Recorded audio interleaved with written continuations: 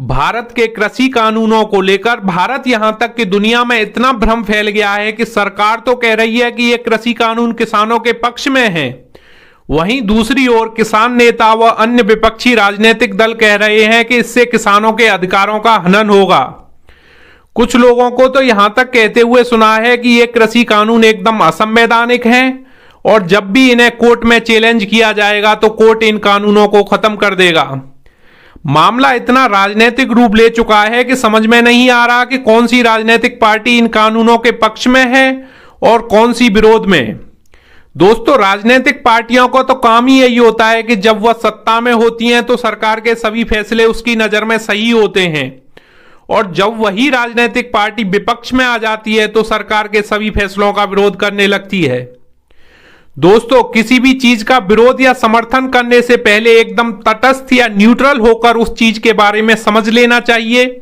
और फिर बारीकी से सोचने और समझने के बाद फैसला करना चाहिए कि हमें उस चीज का समर्थन करना चाहिए या विरोध। दोस्तों, पक्ष विपक्ष से ऊपर उठकर किसानों से संबंधित इस मुद्दे के हर पहलू को हम आपको एकदम आसान भाषा में बहुत ही सरल तरीके से समझाएंगे और मैं यह गारंटी के साथ कह सकता हूं कि अगर आप हमारी वीडियो को बिना स्किप करे अंत तक देखेंगे तो कृषि कानूनों में क्या दे रखा है इसको लेकर आपके पास कोई प्रश्न नहीं बचेगा तथा समझने के बाद फैसला आपको ही करना है कि सही में आपको इन कानूनों का समर्थन करना चाहिए या विरोध। जैसा कि यह बहुत ही बड़ा मुद्दा है तो हम इस वीडियो को 2-3 पार्ट में बनाकर इस कानून के हर पहलू को समझेंगे।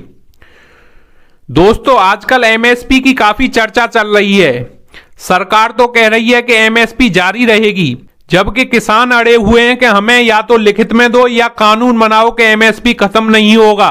आइए इस वीडियो में एमएसपी को डिटेल से समझते हैं। सबसे पहले देखते हैं एमएसपी यानी कि न्यूनतम समर्थन मूल्य क्या होता है। दोस्तों, भारत सरकार कुछ फसलों की बुवाई से पहले ही उसके दाम निश्चित कर देती है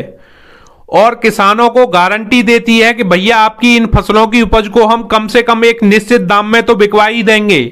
और इसी निश्चित दाम को हम एमएसपी कहते हैं।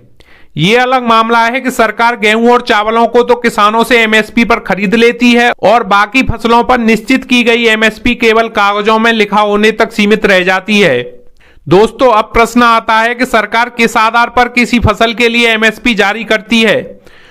तो भारत सरकार की एक संस्था कृषि लागत एवं मूल्य आयोग इस चीज का गहन अध्ययन करती है कि किसानों को उस फसल को उगाने में कितना खर्चा आएगा तथा बाजार में उस फसल की क्या कीमतें हैं और यह आयोग फसल की एक निश्चित कीमत तय करके सरकार से उसे एमएसपी के रूप में लागू करने के लिए सिफारिश करता है तथा आर्थिक मामलों की कैबिनेट समिति उस दाम को एमएसपी के रूप में लागू करने की घोषणा कर देती है। दोस्तों, आपको बता दें कि सरकार केवल 23 फसलों के लिए एमएसपी जारी करती है, जिसमें अनाज, दलहन, तिलहन तथा कुछ वाणिज्यिक फसलें जैसे जूट वगैरह आते हैं। दोस्तों, पहले के जमाने में हमारे देश में इतना भी अनाज उत्पादित नहीं होता था कि हम अपने खाने की जरूरतों को भी पूरा कर सकें। हमें अमेरिका वगैरह से खाने के लिए गेहूं मंगाना पड़ता था। इसलिए सरकार ने किसानों को प्रोत्साहित करने के लिए खाने के काम में आने वाली कुछ फसलों के दाम पहले ही निर्धारित करना शुरू कर दिए, जिससे किसान चिंता मुक्त होकर उन फसलों को ज्यादा से ज्यादा उगाए और हमारा देश खाद्यान्न के मामले में आत्मनिर्भर बन सके। और आज हम गर्व से सीना चौड़ा करके कह सकते हैं कि खाद्यान्न के मामले में हम पूरी तरह आत्मनिर्भर हैं।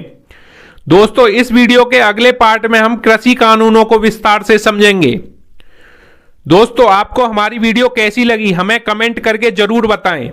तथा हमारे चैनल को सब्सक्राइब कर सभी दोस्तों को शेयर कर दें।